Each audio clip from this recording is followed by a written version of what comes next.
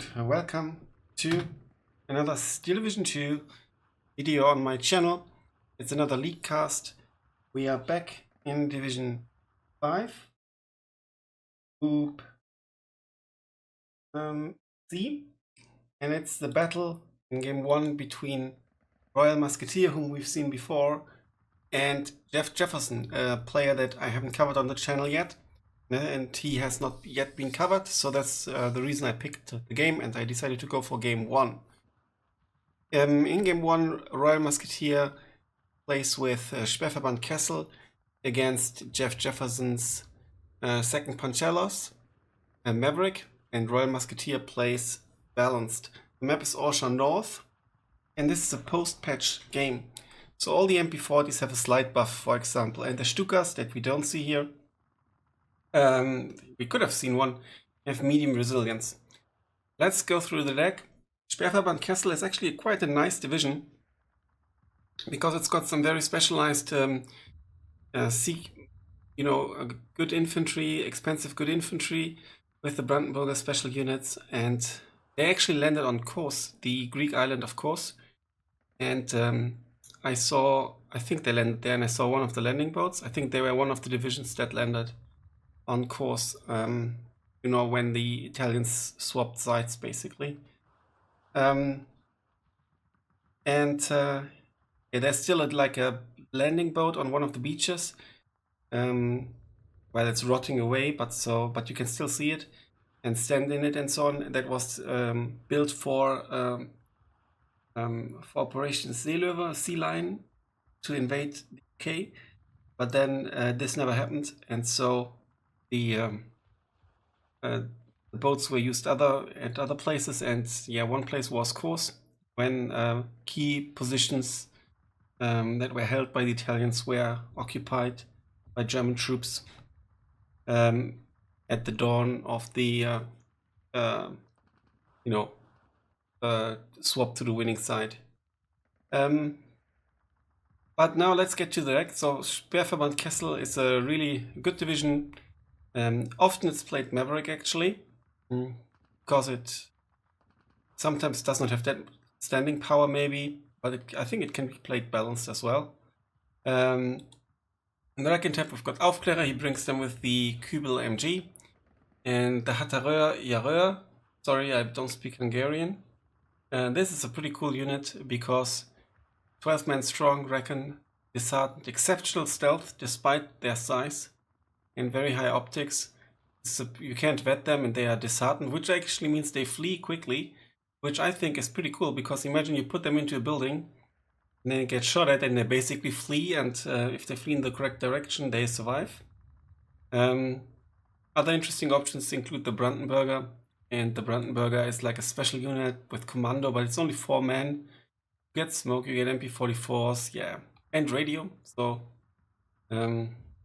not too bad. In the infantry tab, you get one of the key units here is the Hägervidash. That's a Molotov cocktail throwing 30-man strong beast. But it's also 25 points. It has radar straight. I think on F-Tanks, now known as Commander Owl's channel, check it out. Cast a game where one player played Unternehmen Rösselsprung. I think, who was it? I've forgotten. Stahlbrecher, maybe? I'm not sure. And you can use the rider trait also to encircle your enemy a bit better. Then he doesn't bring the Hungarian leader. It doesn't have radio, lots of men as well. Brings this Hungarian leader, the Hägervidash, 6 men strong, also not too bad. The Brandenburg Pios, double flamethrower, 8-man commando trait, 6 now buffed MP40s, pretty cool. Price is also 30 points, which is steep, obviously, and it's better than the now 25 points Sturm Pioneer. Then you get the Panzergrenadiers with Panzerfaust, the Brandenburger special unit with G43s, 2 MG42s, and a now buffed MP40, and also explosives. Brandenburg Führer, interesting mix of machine guns and rifle assault. And then the Brandenburg Führer, yeah, the Panzergrenadier, so basically no no Panzerfaust, so I think it's actually much shittier than the Panzerfaust. Panzer with Panzerfaust, but you just don't get any more. And Brandenburg is in B phase. Oh, they are forced double vet. Yeah. Okay, I didn't know that they are now forced double vet. Have they always been forced double vet? And not just single vet? I don't know. And then there are some more Panzerfaust actually. Grenadier in the SDK set. Nice choice. Tank tab, you get the Stück 3 and the Stück 3 Führer here, and the Stück 4. The Stück 4 is actually really good because of the 10mm more frontal armor, and that really makes a difference. It also has slightly more numbers of shells. It's also helpful. Doesn't go for the Panzer. Interesting that he does double vet. Brandenburg MG42, IG18, but with Enter Stu 42, which is pretty cool. So lots of nice options. You get the gender, keep your with the discipline tray to keep your disheartened infantry in line, but there's only one disheartened infantry and the reckon, so it's not really worth it, I think. And Einsatztruppen went down to 10 points, but I think it's still not worth the 10 points because you still need an activation slot. But usually they're still not worth it, I think. In the anti-tank tab, you get the 40M. Like kind of like a, I've forgotten the other name for it. It looks a bit like an M42, but I've forgotten. And with heat shells, so that's pretty cool. So you can basically use it like a Pümpchen for ambushes and stuff. 180mm penetration, not too bad. Marder 2, and then you get the Stück 3. They can be really annoying and they are very cost efficient and tend to trade up. And Panzerschrecks in B phase, and then Pak 40 in B phase as well. Anti-air, SDKFZ in A phase, and then basically Bofors in B phase. Is that Bofors? No, that's the Russian thing, right? In B phase, and the Flak 37 80mm in B phase as well. Interesting that he wants to keep his options open here, what to call in, I guess.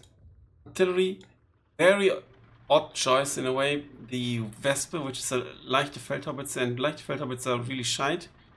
24 AG shells is also not much. And he already has the Wolfpack mortars. And he's got this very good and efficient howitzer. Cost efficient, lots of shells, can shoot tanks or lightly armored vehicles as well. Other options would have included the Tischerek. Doesn't really make that much sense because they don't have radio. You could call in a battery Führer, he could give them radio. And 80mm and 120mm mortars and the off map. Yeah, well, I can see why you want to try the Vespa, I guess, but I'm really curious to see how it performs if it's being called in. If you move it around a lot, it might be worth it, but I've got my doubts. Then we've got the Focke-Wulf F8, really cool fighter bomber. You can micro the bombs, switch one off, bomb, and then switch it on again, and then bomb another target. And once the bombs are dropped, it's also faster. Then you get a good bomber here in the Junkers 88A4, nice bomb loadout with two 500 kg bombs, very good resilience, and then you get another fighter bomber in B phase. Yeah, good choices here. No Recon plane, that makes me sad. I love Recon planes, and pro players usually pick Recon planes, so I think it might be worthwhile getting used to it from the get-go in any division, but yeah. And now let's take a look at JeffJefferson's deck. So 2nd Pancelos is also a really good division, Hungarian division, and with lots of Nimrods. They've been nerfed a bit, so they're not as magnificent as initially. This leader, I think, is new, possibly from a recent patch. I'm not sure. A couple of aces have been added, and yeah, they've got a nice collection of armor. Maybe not as good as first Pancelos, but still very good. So you get your rocket unit here, and the specialty with the Hungarian, that's basically an Aufklärer, is that you can, if you bring them unvetted, you get 5, single vetted, you get the normal 4, and normal for no vet, and then you get double vetted, you still get 3.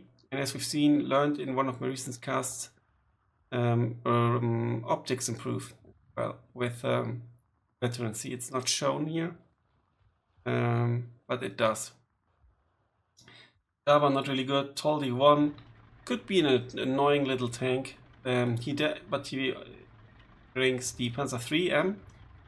Definitely the better choice if you only want to bring one, because you should always bring your Panzer 3s. They always tend to trade up. Unfortunately for this one, the Hungarian variant here, it does not have APCR shells.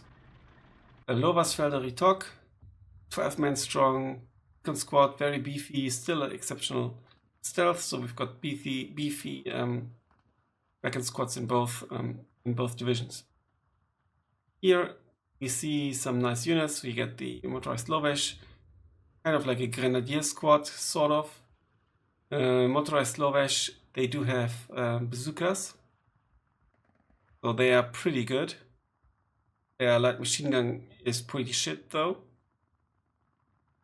Leader, Akashok, that's the pioneer, but interesting that he double vets him, because he's actually there to throw the explosive. One vet maybe, but double vet is interesting. And he brings 2 of them in A phase. But it's good that he brings lots of veterancy into the game early on as the Maverick player. And motorized Lovesh in B phase, and then another variant with bazooka. So you should actually team them up. Maybe that's what he's planning to do. And another double vet.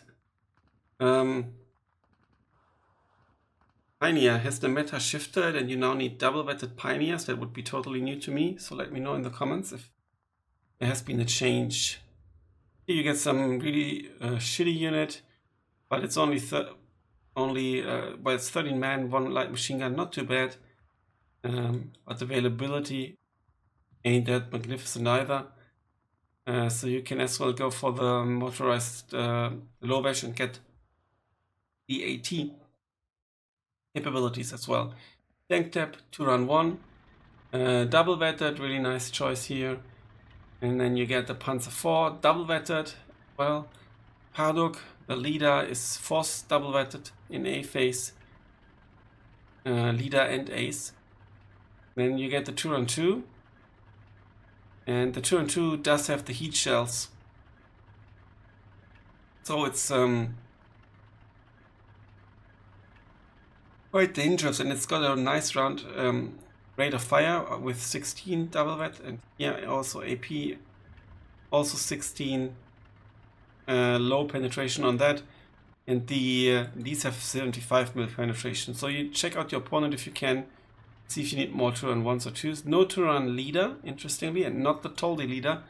I think the Toldi leader is pretty cool because it's so cheap. 10 points only.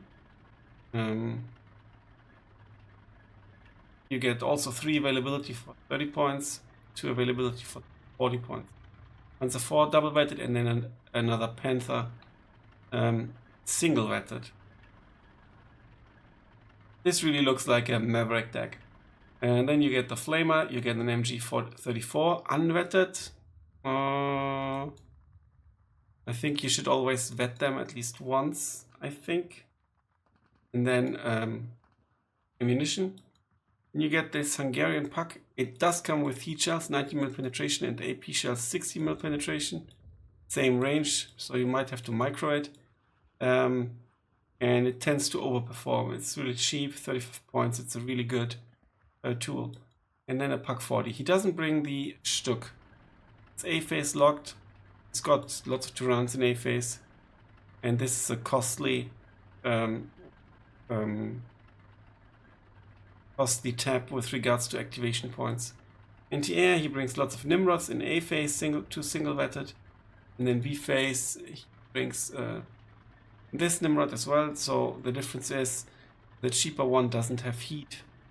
I think initially all of them had heat, and then they introduced a cheaper version. I can't recall exactly. There have been some changes and price nerfs as well, I think. And yeah, 200 millimeter penetration, 750 meter range, pretty good. And you don't need this then, or this. Then,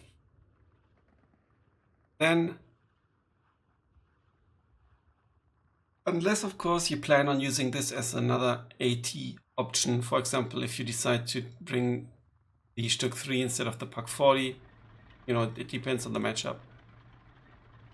Here we see some Reckon, which I enjoy, and that's even the Focke-Wulf 189 A2 with the bomb loadout, so that can be super annoying. And availability is the same. Yeah, you would always go for this in this case, I think, even though this has very good resilience, which is also nice. But this has good agility. Then you get the F109, D6, pretty shitty fighter, and a pretty nice bomber. You can theoretically micro your bomb loadout bombs here as well. And yeah, other option, yeah, it's a good option, I think. And air tap, not too great, I think. Now let's go to the map. But before we go to the map, I forgot to click at the artillery tab, and it's quite interesting.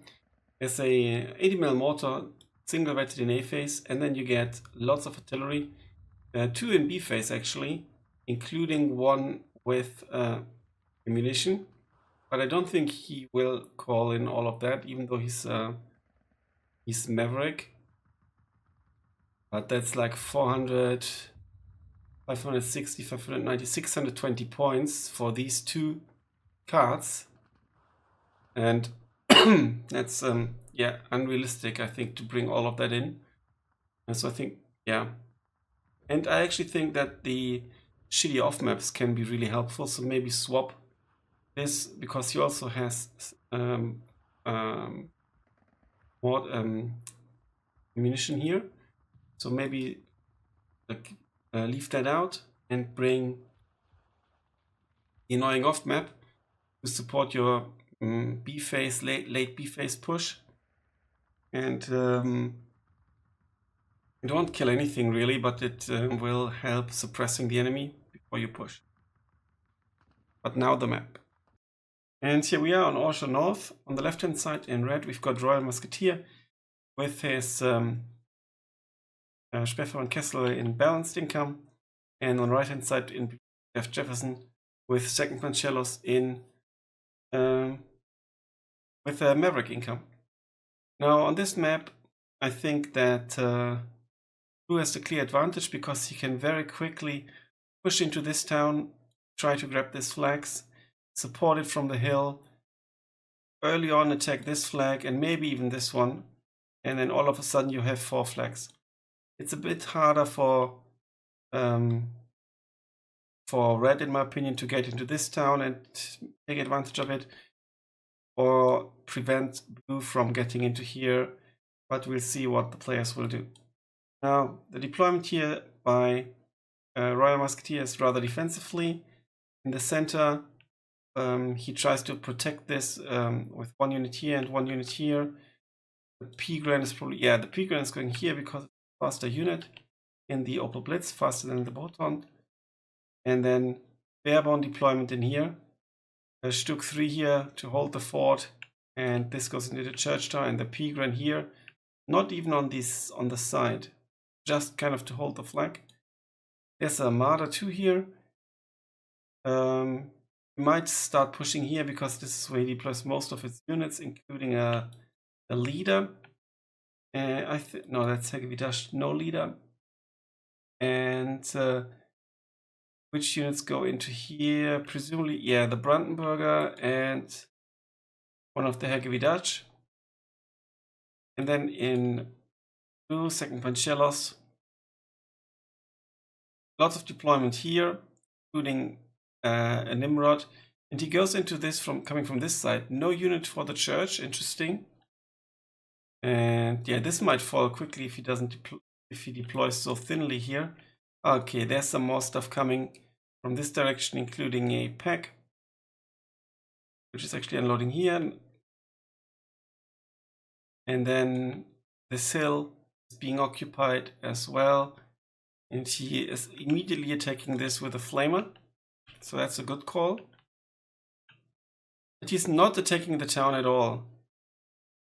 Oh. Well, it's also not the fastest division. It's rather slow as well. So that makes it more interesting, I guess.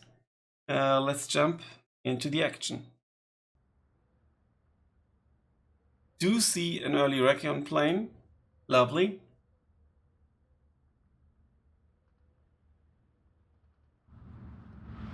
What was it called by the Russians again? I've just seen a documentary, a small one on YouTube, I think. Something like The Frame or something, because it looks like a frame.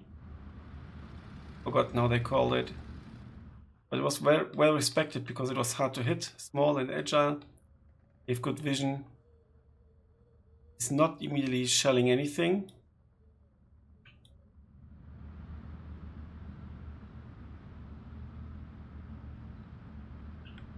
Here you can see how painstakingly long it takes units to get to over here and trying to secure this. It's so interesting to see that nothing is going into here. And also you can go into here and your support units from the hill can't do anything. You would have to position an extra unit here. Okay, the church tower MG42 almost killing the Lagara Shock. Very nice micro here to play the smoke. Pak 40 now helping out, and this is just about not in line of sight. Yeah, and this is going down. There was no tick, I think. Focke-Wulf bomber. Not sure what he bombed there. So, but the Nimrod immediately paying off. And he didn't go for the recon plane. And the recon plane bombed something and we unfortunately missed it. Now we see like a massive blob here. And now the Turans are coming in as well. This is going to be tough. Maybe that was the intention to kind of not do the normal push here. And we see a ton of really, really good... Okay, that's actually Hegewidash. They are a leader unit after all. I wasn't sure. Hegewidash and Hegewidash Disht. Well, I don't speak Hungarian, so it's kind of looked the same a little bit to me. But yeah, so really nice 2 infantry blobs here basically. And another recon plane. It's so cheap and good. And who pushes first? Panzer actually needs to move out. Brandenburger's moving forward. Now this is like a proper meat wave going on here. And yeah, he will grab this flag for sure. Nimrod left here unprotected. It might have been wise to leave 1 infantry unit here to help protect the tanks. And this was the Pigran was bombed. He's not calling them back. He's continuing to survey. Oof, that's a tough start for Royal Musketeer, which is to be expected as for the red player, but not by you know, losing this. It's more expected by losing this. Also losing the Focke-Wulf. Did he lose the Focke-Wulf? I think it got away, right? And there's still a blob in here. So yeah, he can continue on all the way. Oh, and there are the first reinforcements coming in. CQC units here. Yeah, all of this is moving now. Meanwhile, in the north, there's the first SDKFZ with the flak feeling mounted on top. And the push here is not as efficient just yet, but here you could see the power of the bazooka. The range just does the trick, I think. So much better than the regular Panzerfaust, simply because of the range. Yeah, but now they are basically trading the flanks. But Royal Musketeer still behind. Ooh, Stuck under pressure from this, but it should not pen. And will the Focke-Wulf here survive? Yes, it does. And it's shooting its AP shell, its heat shells actually, okay. Ooh. And moving backwards allowed the side shot actually. First mortar, that's a good call. Here it's going to be tough to take everything back. And now there's a P-Gran with Panzerfaust. I imagine that being a bazooka, it's almost within, would have been almost within range. The Turan obviously has really shitty optics, only very low, so yeah, he needs some infantry here. The MG42 doing a fantastic job, and here you see what I mean. He's not really making an effort at all here. It just happens that he wins this flag. No Nimrod in the north, so the Focke-Wulf will be allowed to kill the AT gun. Do we see micro? So he could, for example, just use part of the bombs. No micro here. He's going all in with that. But on the other hand, he doesn't know if a Nimrod might be coming, so not a bad call actually. Here we see also the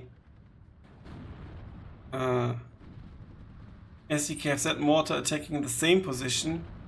Yeah, it would have been better to attack the other thing first. But yeah, not within radio range. This leader needs to move a bit to the south, and then it would be radio range.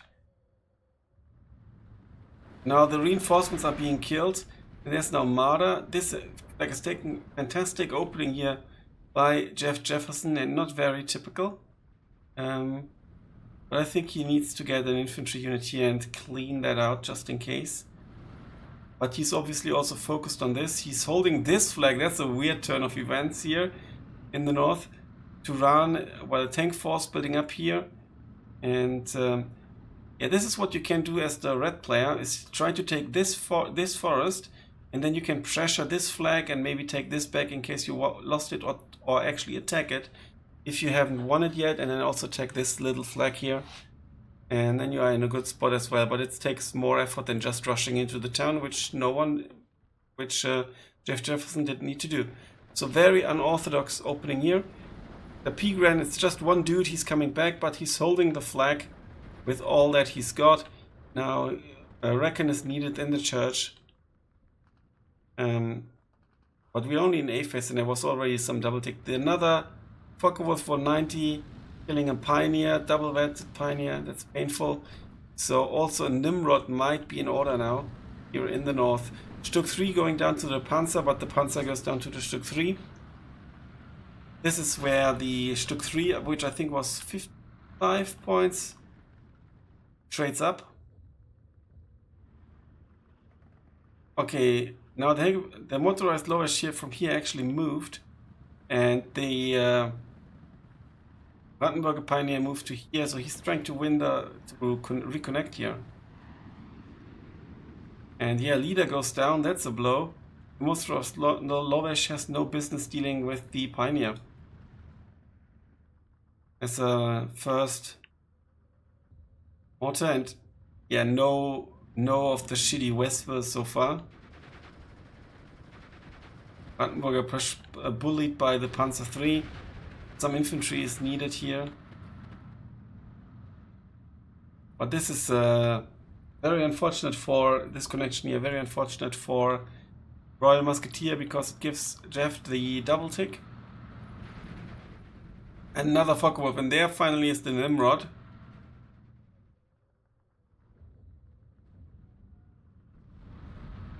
Oh yeah, they are falling back. Okay, there's... And remember, at 750 meter range, but this is outside 750 meter range, lots of penetration. But there's also a Marder lurking. This motorized lower shear is enough to get the flag. Yeah, and I think some CQC units here now would be helpful. Or mortar or artillery play. Maybe even deploy this more aggressively to get some radio coverage.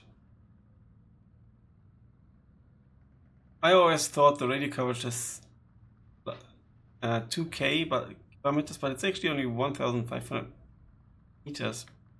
Interesting. Panzer III can be killed easily by the Marder too. So he tries to hide. And that is very wise, but as you can see, yeah, even the EAP shells are more than enough, actually. Now we see the artillery. It's going for the AT gun. Ooh, and the double Messerschmitt. I think the availability of these has been buffed, I'm not 100% sure. And he's blind attacking the forest, but yeah, not doing a bad job with it. Second one at least. But as you can see, no damage at all, just spinning it down. And they have the commando trait, which means they don't give a fuck. Because it basically also gives them the radar trait and the shock trait. And they also take less suppression.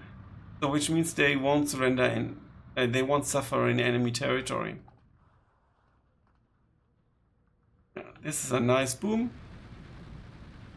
And yeah, the P-gun will go down to either of that. Ooh, there might be an unlucky transport kill, but it's not.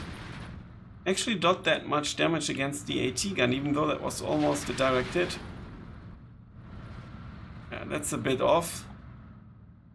Radio would be really helpful here, I think.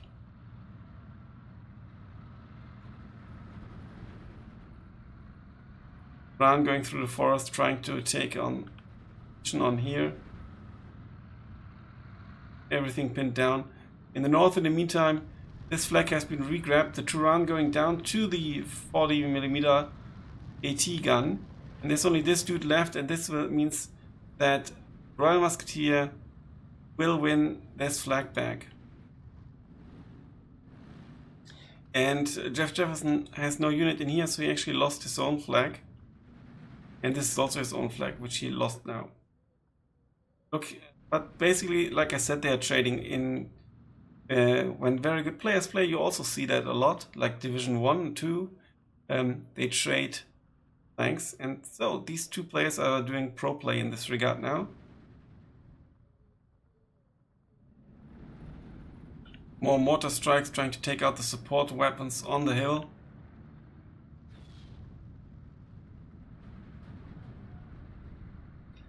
Three of these units, like the Panzer 3 and the Motorized Lovish, they could possibly, you know, push into the town. But you know, if there's I think that was that a went down there. Wolf maybe. You don't know that in the game, and if you risk it and lose your units, that's also really bad. One Akashock here went down, but now the Brandenburger finally defeated. This Brandenburg Pioneer is still alive. This is now floating about, no evac order being given. And the 3 falling back a bit. He can see the Stück, he won't be able to kill it. Yeah, he's trying to grab the flag back, Jeff Jefferson is.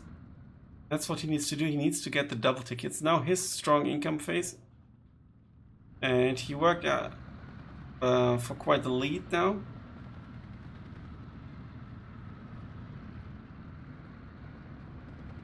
This is not spotted, it's blinking. Blinking means the other player can't see the unit. There's the evac order now. You can also shift queue evac orders, and with heavy bombers like this that you can't really micro anyway, that actually might be a viable option. Bomb strike on this will actually be very efficient if it can kill the leader in particular. But there's still the SDKFZ, so we'll see how this ends. The SDKFZ is unvetted. Bombs go off. It should be devastating, I think.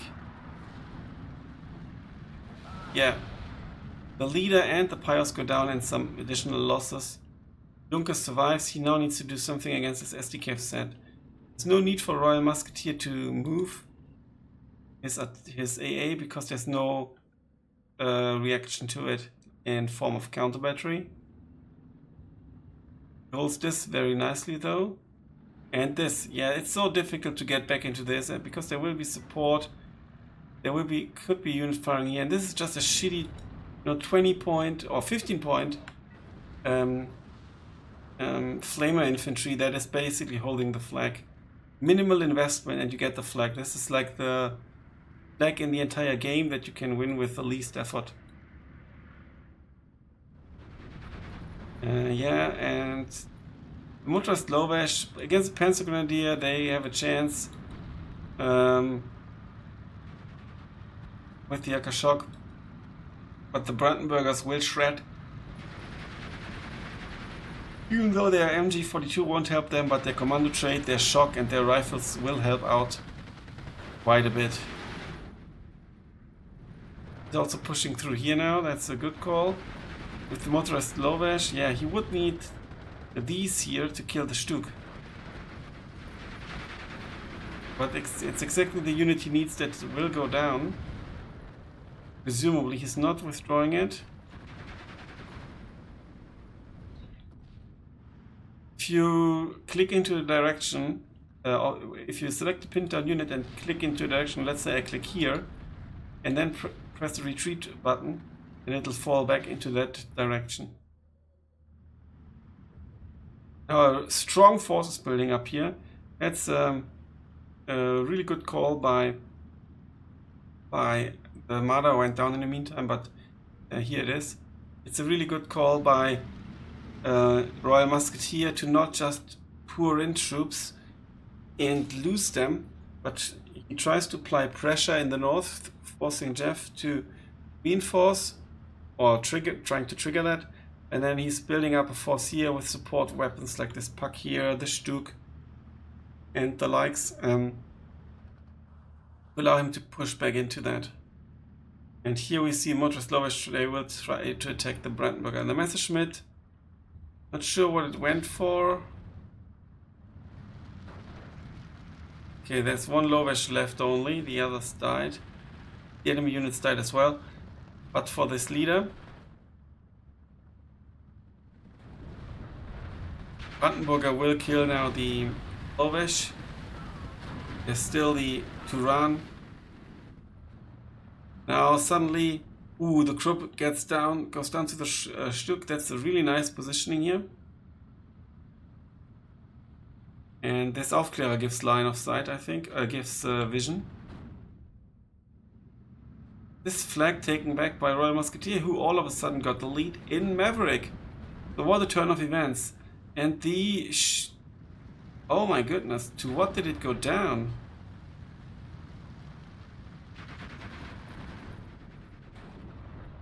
Presumably the Stuk. Look at that. That's nasty. Now this is a really good spot then, you know, to help attack here. What's the range here?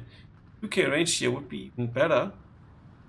But the 1750 was enough. Nice micro here. One of the Akashoks already down, or some of the units basically fled. And there's a Panzerschreck. This could be endgame for Panzer 3M and Turan 1.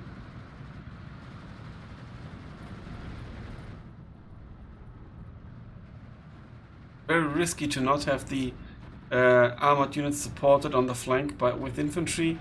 Akashok might arrive too late. Junkers going for... yeah, that's a good call. Might have been a blind. Pinned down. But... no damage whatsoever. Now eventually there will be too much AA. Both here. This might actually go down. Oof, it looks... yeah, ouch. That was painful. And the entire stuff here on this reinforcement road, well, not the entire stuff, there's not that much burning yet. But this Nimrod goes down. That's a devastating loss, and immediately a replacement is being called in. A replacement that costs 100 points. So Royal Musketeer clearly did some homework or digging with regards to positioning. And look at this. The Pardo could kill the Stuk, but he doesn't have eyes on it. So all of a sudden, during the strong phase of JeffJefferson, Royal Musketeer actually managed to turn around the table. And I think the reason is building up the strong force before attacking. Yeah, this will bounce all the time. While the distance, well, there could be a lucky hit or crit, of course. Third shot already. There's the pen, and yeah, it will go down to the Focke-Wulf. Yeah, because I think it would be better to call in the Nimrod on here anyway. It's more central, and it's got, what's the range? 2.5k range, so if you position it here, it covers the edge of the map as well, but also goes into this direction, so there's no need to put it here. Well, a little bit, obviously, because when it's here, you can shoot till here. When it's here, you can only shoot till here, basically. But still. Start here, I think.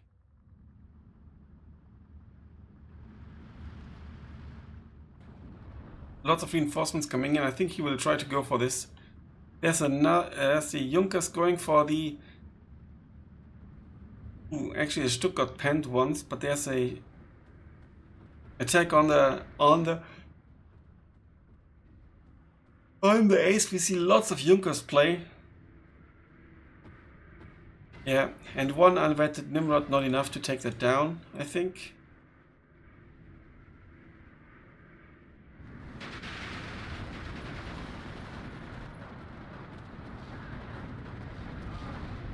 Oh, that included some own units. And yeah, what's he going for? For this house? Well, yeah, that's an okay call, but it's important to take out the enemy EA as well. Royal Musketeer is still in the lead, and now oh, look at that, the Boton here got killed by the Stück 3. This Stück 3 will have a good KD. And all of a sudden, Royal Musketeer pushing onto this hill, which is a thing rare to see, I think. Too greedy deployment here. He didn't notice maybe on time that yeah, the front line has been moved a bit already, and the entire reinforcement basically shredded. A meat wave of despair. And there are reinforcements for the mortars. The mortar now going for this, but yeah, it's over here already. Stu will it kill each shell, 7mm penetration? It sure will kill the Turans. Ammo explosion, even a crit, but it also does 10 damage. It can one-shot medium tanks, and they are qualified as medium tanks when it comes to health. Yeah, and there's the GG. Wow. But very fair GG, because 22 minutes have been played.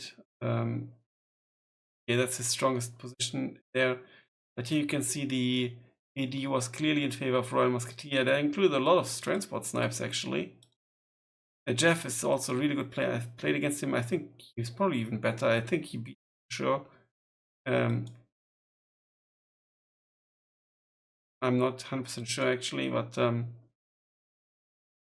I surely have lost against him already. And good victory ratio as well. So that tells us a lot about the performance by Royal Musketeer in this game. Chronology, lots of blue. There's some red here. Yeah, a lot of blue. Brandenburger, Focke-Wulf did some nice kills here. This Focke-Wulf as well. Stück 3, that was presumably the hero Stück that attacked the reinforcement road. SDKFZ here, that's I think with the AT rifle or like a small AT gun on top. Quite sure. And Stu.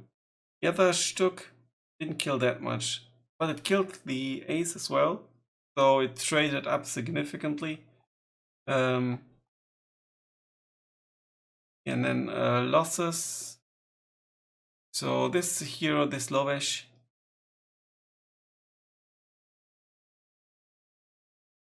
Yeah, there are not that many heroes. So 2 of the Lovesh, 3. One with the bazooka. but that's about it. But still, it was a thrilling game because it was interesting to see how the game shifts, and that's, you know, the lesson to be learned. It's well, 2 lessons to be learned, I think, and probably many more. But for me, as the unorthodox way to attack on Orsha North actually was really good by JeffJefferson. I think he could have potentially, when Royal Musketeer was so super strong in the north, possibly to have tried to push the town, particularly once he had, you know, some air force going as well, and also, you know, attack the AA maybe. And the second one is to build up your forces to counter push like Royal Musketeer did, and not just send in one unit after the other, or, you know, 2 at a time and lose them, but build up your forces, you know, contain the problem, build up for the counter push, and then execute. So yeah, really interesting game and well played by both players. Thanks a lot for watching, guys. Until then, bye for now.